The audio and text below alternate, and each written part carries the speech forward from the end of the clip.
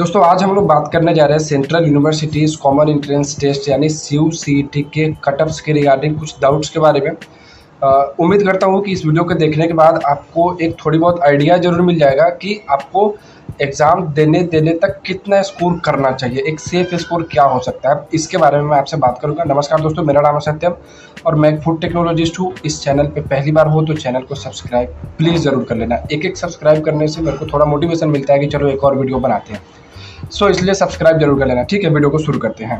देखो, सबसे पहली बात मैं आपसे जो कहना चाहता हूँ वो ये है कि कट ऑफ कभी भी हर यूनिवर्सिटी के लिए सेम नहीं होता। ठीक है, अलग अलग यूनिवर्सिटी जो भी 12 सेंट्रल यूनिवर्सिटी इसमें पार्टिसिपेट कर रही है तो उन सभी यूनिवर्सिटीज़ के लिए कट ऑफ डिफरेंट होता है।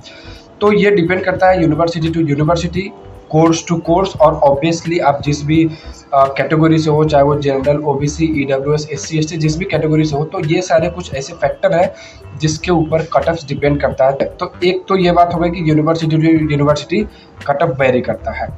दूसरी बात ये है कि देखो आजकल क्या है ना कि कुछ ऐसे कोर्सेज हैं जिनके डिमांड काफ़ी ज़्यादा है, जो काफ़ी ज़्यादा बच्चे आजकल करना चाहते हैं, जैसे कि BA LLB, LLM, BSc B.Ed, BA B.Ed या इंटीग्रेटेड कुछ और कोर्सेज हैं। तो इन सभी कोर्सेज में क्या होता है कि कट ऑफ कंपेरेटिवली बाकी कोर्सेज के मुकाबले काफ़ी हाई चला जाता है। ठीक है, और इसमें बहुत कम चांसेस होते हैं कि दूसरी मेरिट लिस्ट आए। इवन जब दूसरी मेरिट लिस्ट आ भी गई तो तीसरा मेरिट लिस्ट तो मतलब एक तरह से मान के चलो कि नहीं आता है नॉर्मली। ठीक है, क्योंकि पहले या दूसरे मेरिट लिस्ट आते आते तक सीट्स नॉर्मली फुल हो जाती है। ठीक है, तो ये एक दूसरी बात हो गई। तीसरी बात जो मैं आप लोगों से कहना चाहता हूँ वो ये है कि कभी भी ऐसा नहीं होता है कि कट ऑफ 80 चला गया या 90 या 80 से ऊपर चला गया। ठीक है, नॉर्मली ऐसा कभी किसी यूनिवर्सिटीज़ में होता नहीं है। अब मान लो किसी बंदे ने 90 स्कोर कर भी लिया या 80 स्कोर कर लिया, तो उससे आपको क्या करना है? ऑब्वियसली बात है वो एक नंबर पे होगा, ऑब्वियसली मेरिट लिस्ट में उसका नाम एक नंबर पे होगा ही होगा। लेकिन उसी मेरिट लिस्ट में नीचे की तरफ जैसे जैसे आप आओगे तो आप देख सकते हो 60 तक या 60 के नीचे 50 40 तक भी इवन आ सकता है। तो ये ज़रूरी नहीं है कि किसी के अगर 90 स्कोर आ भी गए तो आपको उस चीज़ से बहुत परेशान होने की ज़रूरत नहीं है कि यार उसका तो 90 आ गया फिर मेरे को भी 90 ही करना होगा। ऐसा कुछ भी नहीं है। 80-90 किसी ने किया अच्छी बात है, लेकिन आपको ये ज़रूरी नहीं है कि आपको भी 80 या 90 प्लस करना होगा। ठीक है, तो एक चीज़ ये हो गई कि ये ज़रूरी नहीं कि किसी का अगर 90 आ गया तो आपको भी 90 स्कोर ही करना पड़ेगा। ठीक है, अब बात आती है कि कट ऑफ आखिर जाता कितना है। देखो, जैसा कि मैंने आपसे पहले ही कहा कि यूनिवर्सिटी टू यूनिवर्सिटी ये वेरी करता है, तो ये थोड़ा मुश्किल है कि एक साथ सभी कोर्सेज को, सभी यूनिवर्सिटीज़ का एक साथ कट ऑफ्स के बारे में डिस्कस करना। इसलिए हम ये कोशिश करेंगे कि एक ओवरऑल ऊपर से समझने की कोशिश करेंगे कि क्या एक स्पेसिफिक रेंज हो सकता है जिसको स्कोर करने के बाद आपका एडमिशन ऑलमोस्ट हो जाए। ठीक है, इसके बारे में देखो मैं बस इतना ही कहना चाहूँगा, जैसा कि मैंने आपसे पहले ही कहा कि कुछ कोर्सेज हैं जिनकी डिमांड अभी काफ़ी ज़्यादा बढ़ गई है, जैसे BSc B.Ed इंटीग्रेटेड कुछ कोर्सेज हैं, BA LLB है, BA B.Ed है, LLM है। ऐसे कोर्सेज के लिए कट ऑफ्स आपके थोड़े हाई जाते हैं, जैसे 55 या 50-60 के आसपास अगर स्कोर करते हो आप 55-60 के आसपास, तो आपका एडमिशन ऐसे कोर्सेज में हो जाएंगे। ठीक है, तो ये कुछ हाई डिमांड कोर्सेज थे, उनकी कट ऑफ्स के बारे में बात हो गई कि 55-60 स्कोर अगर आप करते हो तो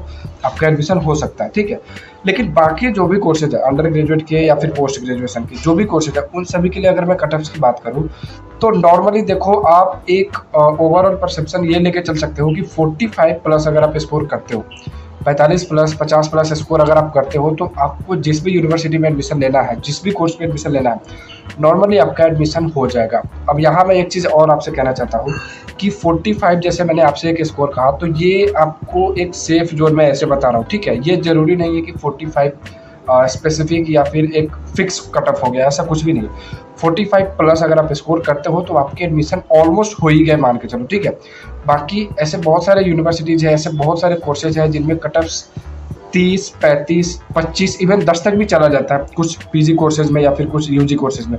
तो ये मुश्किल है कह पाना कि किस कोर्स का कट ऑफ कितना जाता है। आप चाहो तो स्पेसिफिकली गूगल करके चेक कर सकते हो, लेकिन अगर आप 45 स्कोर करते हो तो आपका इजीली एडमिशन हो जाएगा किसी भी सेंट्रल यूनिवर्सिटी में, जिस भी कोर्स में आप एडमिशन लेना चाहते हो।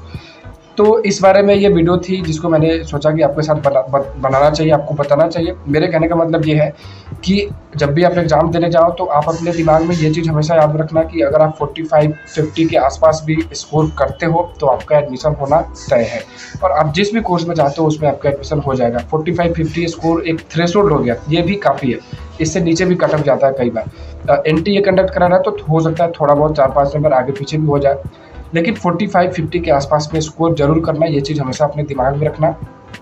और इसको बताने से हो सकता है आपको ये फ़ायदा मिले कि जब आप एग्ज़ाम हॉल में जाओ तो जब भी एग्ज़ाम देना, तो इस चीज़ को हमेशा ध्यान में रखना कि चलो भाई 50 स्कोर करना है, 45-50 के आसपास, तो इतना करके ही आना। एग्ज़ाम में अभी बहुत कम टाइम बच गया है, तो थोड़ी बहुत पढ़ाई जो भी बची है कर लो, रिवाइज़ वगैरह कर लो, और पार्ट ए सेक्शन को मत छोड़ना। इसके ऊपर मैंने एक वीडियो बनाया है, उसको भी आप चाहो तो देख लेना। मुझे लगता है इस वीडियो में इतना ही रहने देना चाहिए, बहुत ज़्यादा ज्ञान फेंक दिया मैंने, तो आज के लिए इतना रहने देते हैं। चैनल को सब्सक्राइब जरूर कर लेना, और हेल्पफुल लगा हो तो लाइक भी कर देना। Thank you.